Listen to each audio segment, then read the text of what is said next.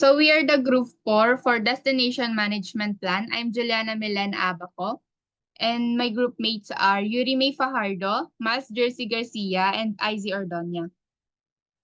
So Batanes, we all know that it is a breathtaking place and this island offers unique experience and landscape. Batanes is called the home of the wind and considered the smallest province in our country, which is the Philippines, with only 200 kilometers of total land area.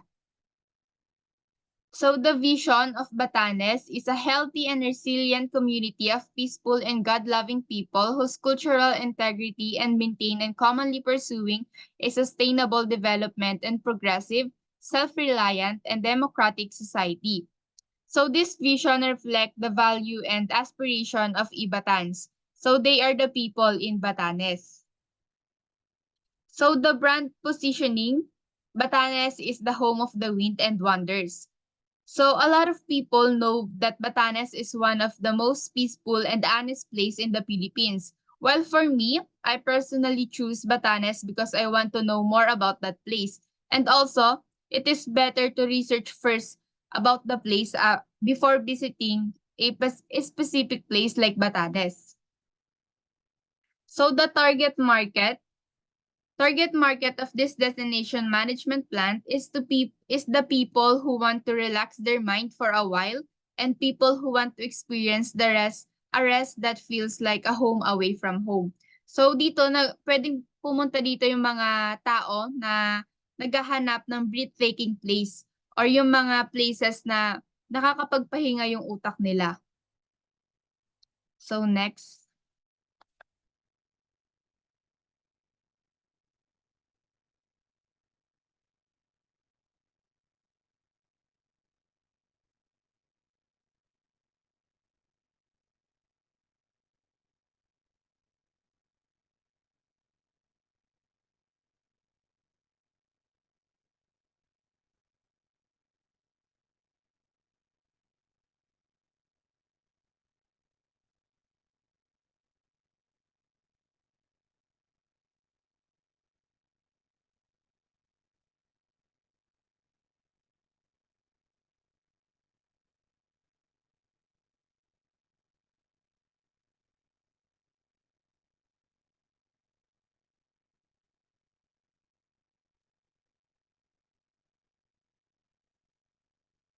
Experience and product development. So cultural tours that I highlight the history, heritage, and lifestyle of Ibatans, the indigenous people of Batanes. These tours include visiting stone houses, churches, museums, lighthouse, and cultural heritage. Nature tours that showcase a scenic beauty and diversity of Batanes. Though this tour include exploring rolling hills, cliffs, beaches, cave, lakes, and island. So adventure tour that offer thrilling and exciting activities for tourists who seek adrenaline and challenging tour. These tours include hiking, biking, fishing, diving, surfing, and boating. So next, access.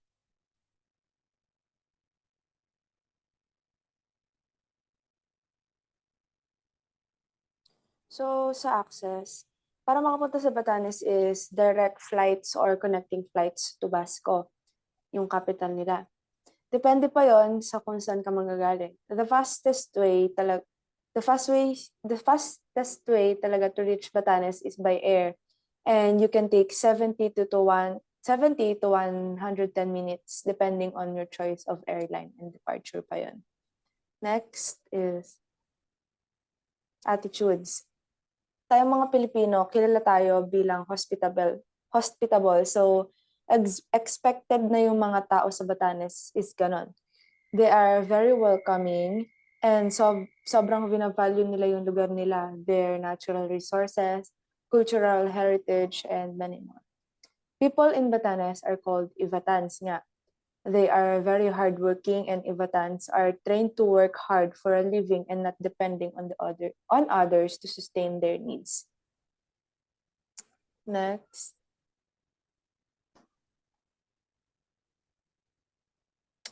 Marketing and promotion awareness. Batanes has virtually zero crime rate It is very, very safe even for solo travelers though. So the goal was to create a marketing and branding plan with the local government to promote Batanes as a popular tourist destination while maintaining ethical tourism practice to protect the region's history and culture. Next reporter. Okay, amenities, services, and infrastructure. Batanes may be small. Despite of being small, it offers a lot of variety of transportations, options, and wide range of hotel options to suit different budgets. The provincial capital, Bascot, is the primary destination for visitors, offering numerous resorts, hotels, lodges, and inns, making it an ideal choice for exploring for the Philippines. Next. This is the, okay, next na. This is the environmental stewardship. Environmental stewardship is the responsible sa paggamit ng protection of the natural environment through conservation and sustainable practices para ma-enhance yung ecosystem resilience and human well-being. It is also value, behavior, and commitment to improve environmental performance and protective natural resources. Ang Batanes is a province in the Philippines na partnering with DENR and UNESCO to preserve its natural cultural heritage and to preserve its natural cultural heritage and sustainable environment. However, it increasing number of tourists poses to the challenges to the island's sustainability. The local government needs to develop comprehensive tourism plan that balance economic benefits and environmental impacts, including the strict regulation, waste management, and ecotourism. Also, the community participation in the place, which is the Batanes, Philippines. Next. Leaders and structures. The Ivatans, or the indigenous people of Batanes, maintain a unique cultural community through their unique traditions. The island's small homes with thick tucks, roof, and massive stone walls are testament to their resilience amidst harsh weather and for the isolation. Next na po.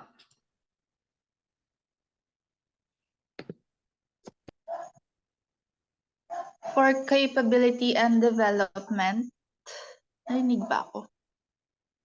Oo, malinaw. Capability and development, the observatory becomes a part of the UNWTO's expanding global network of observatories, all of which are committed to fostering inclusive and healthy environments for guests and host communities while advancing tourism responsibly. So, for capabilities, there are some issues that Batanes faces. So there are some issues. Geographic isolation, which is highlighting its environment and genuine cultural experiences. By Batanes isolation, it can be turned into tourism selling point. Restrictive infrastructure, it is by making investment in the energy, communication, and transportation infrastructure to be economically independent and better connected to the nation as whole. Last is dependency on traditional industry. It is for diversifying the economy through ecotourism, value-added processing, and renewable energy that can lessen dependency on traditional industries by generating new job opportunities. So the ability of Batanes to utilize its natural resources, cultural legacy, and human capital while tackling infrastructure issues and adopting sustainable development practices is what gives the island's nation its capability and development potential. Through promoting cooperation between public institutions, neighborhood associations, and business associates, Batanes can steer clear of obstacles and more towards or move toward towards a prosperous and sustainable future. Next. Risk and crisis management in the provincial government of Batanes, or PGB, is incredibly appreciative of the OCD for providing this crucial assistance under the direction of OCD Regional Director Leon D.G. Rafael Jr. that will be essential in ensuring continuous power supply for crucial machinery, communication systems, and facilities, allowing the LGUs to respond to emergency and help those in need in a timely manner. So in Batanes, merong mga management plan na essential for the components of disaster preparedness and governance. So there are two procedures for the disaster or risk management, risk assessment and identifications. So by PDRRMO, or the Provincial Disaster Risk Reduction and Management Office, they are plays a central role in identifying and assessing potential risk in Batanes. So kasama dito yung pag-analyze ng historical disaster data, to conduct vulnerability assessment, and to identify critical infrastructure and communities at risk. They are also collaborates with national agencies such as the Philippine Atmospheric, Geophysical and Astronomical Service Administration, or PAG-ASA, to receive timely forecasts and warnings of impending disasters. So next.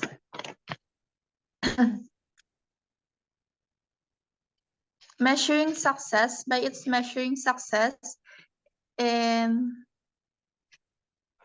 1989, when Corazon Aquino was president, Castillejos requested that she visit the province. Having experienced a high percentage of repeat tourists who returned with their parents, who then take the whole family, Castillejos claims that Batanes has grown accustomed to receiving visitors after 22 years. He claims that 20% of visitors to the province are from outside the country.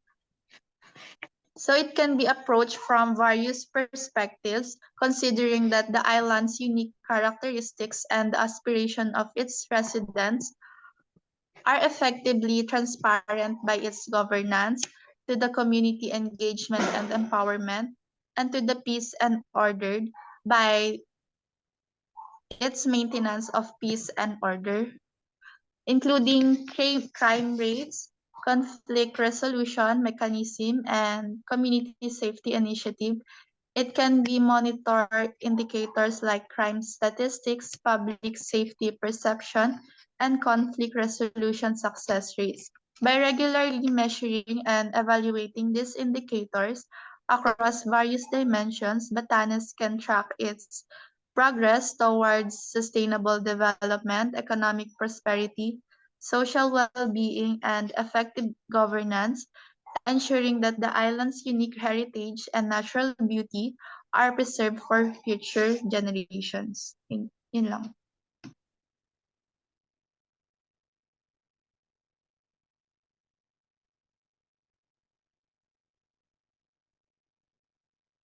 So there are questions added to answer in this destination management plan. So first, what are the unique feature of the destination? So Batanes have unique feature because it have unique natural physiologic physiographic feature like wave-cut cliff, cave-like outcrops, seductive white sand beaches that resulting strong wind. Di ba kilala nga ang Batanes bilang home of the winds and wonders? That's why they are known by that kasi maraming places sa Batanes na nagbibigay ng supply ng hangin. And also, the Ivatans or the indigenous people in Batanes, they are known unique because Ivatans have adapted their now famous stone houses made of coral and limestone designed to protect against the hostile climate, and they are very hospitable compared to other indigenous people. So second, what did you select? Why did you select and promote the places? The place or Batanes? So for me, we select and promote the place because Batanes is famous because everything you see has a green, 'di ba? And it is breathtaking places. It is one of my dream place and I want to go before traveling outside the country. And I think all of us want to experience Batanes because of its beauty and yung breathtaking nga. Also, we want to discover more about the place and know more about places to travel in Batanes before going there physically. This destination plan will also benefit those people who want to travel Batanes because we all know that knowing something first about the place is much better than know nothing about the place going when you visit that place. So next question.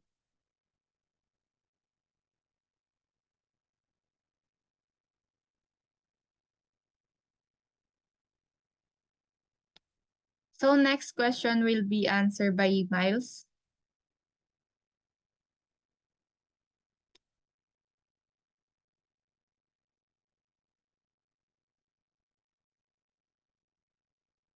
Nakamute siya ata.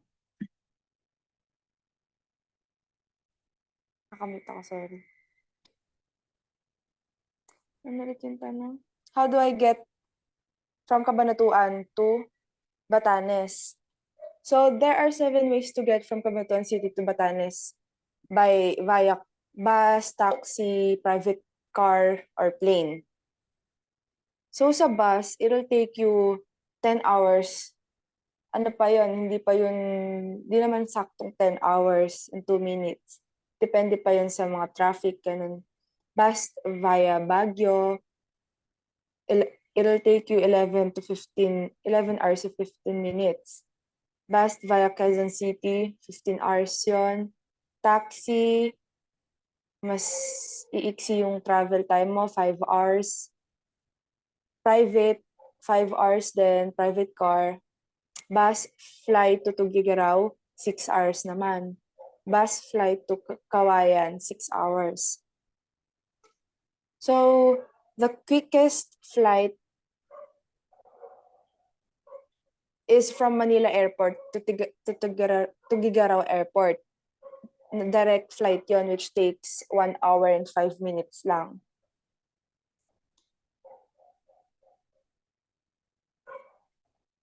Pwede naman mag private car ka from Cabanatuan to Batanes. It takes you approximately 5 hours and 6 minutes, 16 minutes to drive from Cabanatuan nga to Batanes.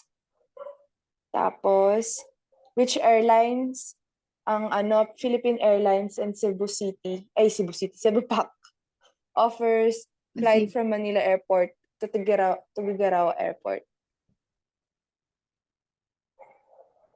Ayan. Next. So for the 2 questions, which areas of the city are highlighted and who is responsible for maintaining order in the area? So there is an act declaring that the province of Batanes is as responsible community-based cultural heritage and ecotourism zone. It enacted by the Senate and the House of Representatives of the Philippines in Congress. This act shall be known the Batanes Responsible Tourism Act. So yung state, they recognize, respects, and protects the rights of indigenous cultural communities to preserve and develop their cultures, traditions, and institutions, and consider these rights in the formulation of the national plans and policies. So dineclare sa province ng Batanes na ang cultural heritage and ecosystem nila, it will be subject to the law and guidelines governing the development of cultural heritage and ecotourism zones. It will receive priority development from the Department of Tourism or DOT, that the province tourism industry will be developed and managed with the emphasis on promoting the following intrinsic values and qualities that contribute to the Ivatans culture's uniqueness and the island's natural beauty nga. The ecology, so here are the three that contributes the Ivatans cultures: the ecology and environment's integrity, the richness of its natural and cultural heritage, and the resilience of its indigenous social institutions. Yun lang. So for the last question is, when is the optimal season for travel?